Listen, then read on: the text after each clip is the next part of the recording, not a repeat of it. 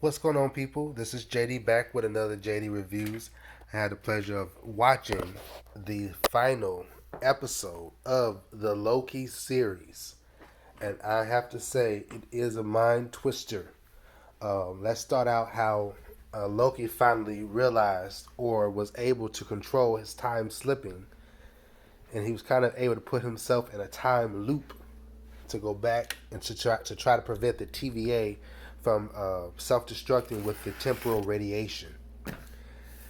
Um, when he finally got it, the temporal loom to accept the new branches and kind of consolidate the branches or keep them alive, what the temporal loom did was it basically, I think it was so many branches, it could only contain a certain amount of branches. That's what it was created for.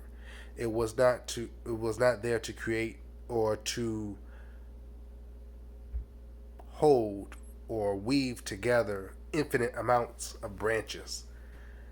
And the it ended up being like a failsafe or a last, um, if you will, a last resort by the He Who Remains. Man, and the entire time He Who Remains knew that Loki would get there. Eventually, he knew that Loki would learn how to control the time slipping and kind of sit down and have the conversation with them. Um, so he did not kill Loki.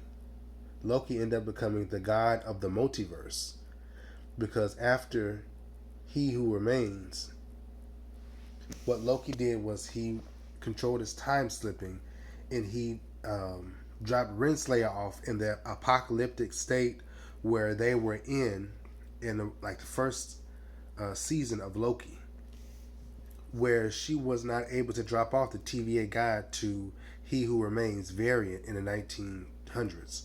So the little boy looked at the window, but nothing was there, so he never received it. But my take on it is this: if you guys remember in Endgame, the Hulk, when they were trying to do the time travel, at first they pushed time through Ant-Man or Lang. They just made him age basically, but didn't change anything. But when they finally figured out the formula to it, the Hulk told them that you can't change time. So if they were to go back and kill baby Thanos and prevent Thanos from occurring in the first place, he said it wouldn't change the events of the past. It would just branch off into a new timeline.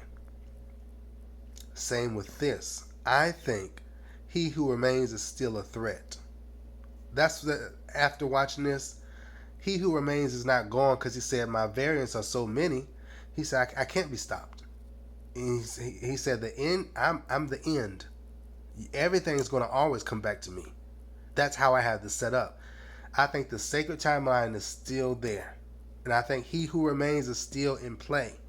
It's been a lot of talk about Doctor Doom coming on board as taking over as the new Kang, as a new MCU villain. But realize we still have a Kang Dynasty movie coming somewhere in 2027, something like that. Kang is not gone. Loki is the god in his time, in his timeline. There are many other variants, many other timelines outside of Loki's timeline. So that's my take on it. I believe, and where Doctor Doom comes in there, I believe that they're going to need Doctor Doom in order to defeat Kang. I think that's where they're going to introduce Kang. They're going to introduce. That's how they're going to introduce Doctor Doom into the MCU. Because as we saw in Doctor Strange Multiverse of Madness, you had the Illuminati, Charles Xavier, Black Bolt, Reed Richards, the Captain Marvel of another universe. What was the fourth guy? Baron Mortal. That's his name. That was the fourth guy, and their Doctor Strange had been killed. So I believe the events of this, I believe He Who Remains allowed Loki to do that because that's what he had already planned to happen. So Loki really didn't stop anything. He Who Remains is still there, and He Who Remains can still take over the multiverse if he that universe if he wants to. I think the war that He Who Remains spoke about is still there. It's still going to happen because if you remember at the end of Ant-Man and Wasp Quantumverse, the Kang Council came together and said they're getting too close. Now, with that being said, with Loki weaving the strings of the time together for his universe, I think that what he did was scraped, he reached too close to the Kang, to Prime, Kang Prime, and the other superior Kangs, and now the war is getting ready to ensue, which is henceforth the Marvel Secret War that's going to be coming out, I think, 2025. So that Loki variant became the god of the multiverse for those timelines, that infinite timeline that was breaking out for his section. Kang is still there. Kang is still very much a threat, and we still have the other superior Kangs that are going to reappear and start to wreak havoc on the multiple timelines um, that are there. It kind of all came full circle for Loki in the last episode. I think this is it for that Loki, because remember there was multiple Lokis across the timelines. That Loki just happened to have the Tesseract. He got caught, pulled out of time, taken to the TVA because it was in. That was the Loki that was in Endgame. That he was a variant that should not have. He veered off. He created a different timeline. He had to be pruned. So I think we're going to see a lot more of Kang, and I think Doctor Doom is going to be the one to assist Reed Richards in. I've heard a lot of talk about possible X-Men coming into this. That would be beautiful. I would like to see how they do it. I think